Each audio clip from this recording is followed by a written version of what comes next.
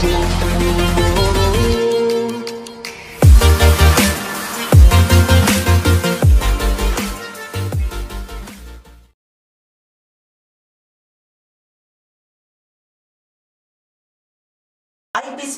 Online കോച്ചിങ്ങിന്റെ പുതിയൊരു അധ്യായത്തിലേക്ക് ഏവർക്കും സ്വാഗതം. ഇന്ന് നമുക്ക് പഠിക്കുവാനുള്ളത് PSC യൂണിവേഴ്സിറ്റി അസിസ്റ്റന്റ് 2016 നടന്ന പരീക്ഷയിൽ ചോദിച്ചിട്ടുള്ള ചില പ്രധാന ചോദ്യോത്തരങ്ങളും അതിന്റെ അനുബന്ധ ഘടകങ്ങളുമാണ്. യൂണിവേഴ്സിറ്റി അസിസ്റ്റന്റ് പരീക്ഷയുടെ മുൻവർഷത്തെ ചോദ്യങ്ങളുടെ ആദ്യ ഭാഗം നമ്മൾ കുറച്ച് ദിവസങ്ങൾക്ക് മുന്നേ ചർച്ച ചെയ്തിരുന്നു. അതിന്റെ തുടർച്ചയാണ് ഇന്നത്തെ ക്ലാസ്സിൽ നമുക്ക് പഠിക്കുവാനുള്ളത്. അത് ഏതെല്ലാം എന്ന് നമുക്ക് പരിശോധിക്കാം. യൂണിവേഴ്സിറ്റി അസിസ്റ്റന്റ് പരീക്ഷയിൽ 2016 ചോദിച്ചിരുന്ന ഒരു ചോദ്യമാണ്, in which river ബക്രനാങ്കൽ dam is situated?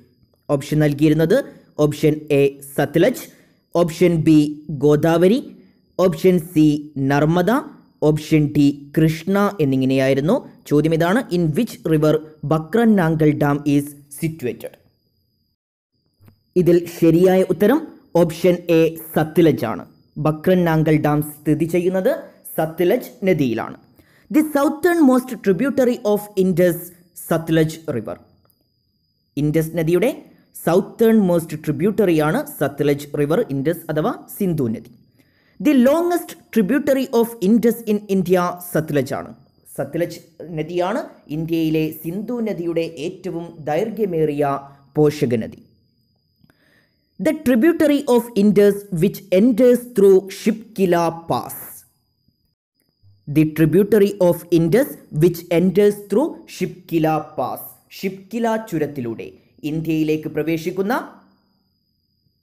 സിന്ധുവിൻ്റെ പോഷക നദിയാണ് സത്ലജ് നദി. The only tributary of Indus which originates from Tibet.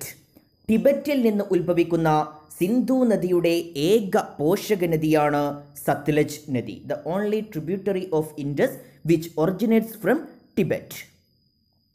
The largest tributary of Sindhu river which flows through India.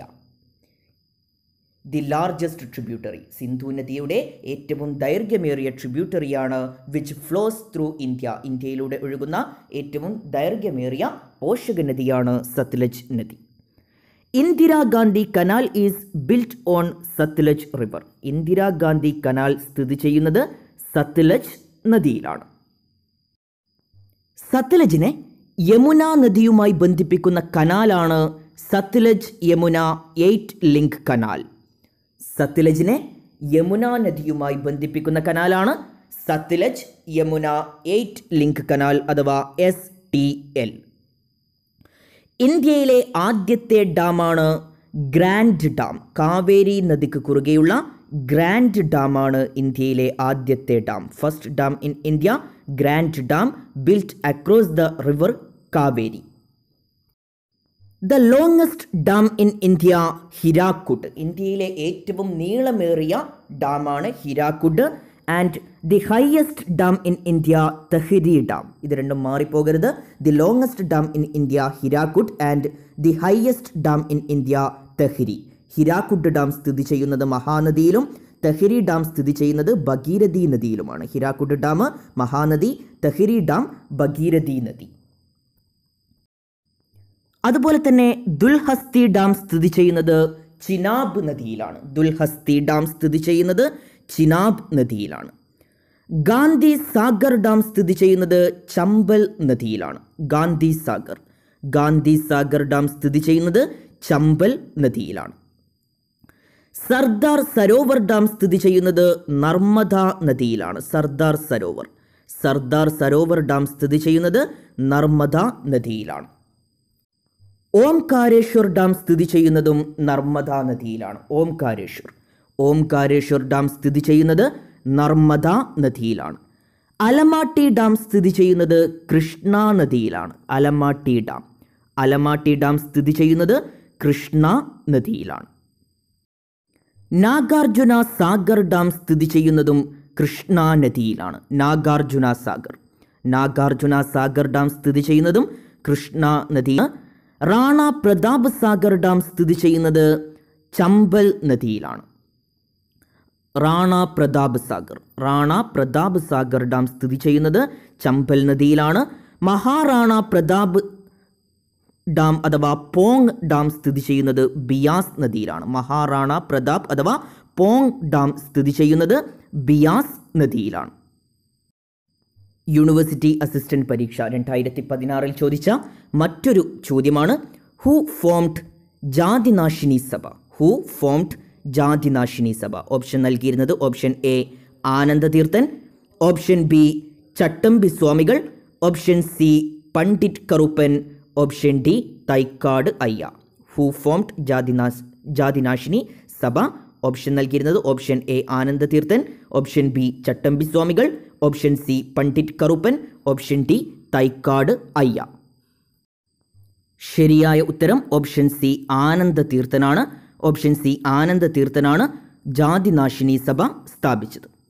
Jathinashini Sabha സ്ഥാപിച്ചത് 1933 ജാതിനാശിനി സഭ സ്ഥാപിച്ചത് 1933 ജാതിനാശിനി സഭയുടെ ഹെഡ് ക്വാർട്ടേഴ്സ് കണ്ണൂരാണ്.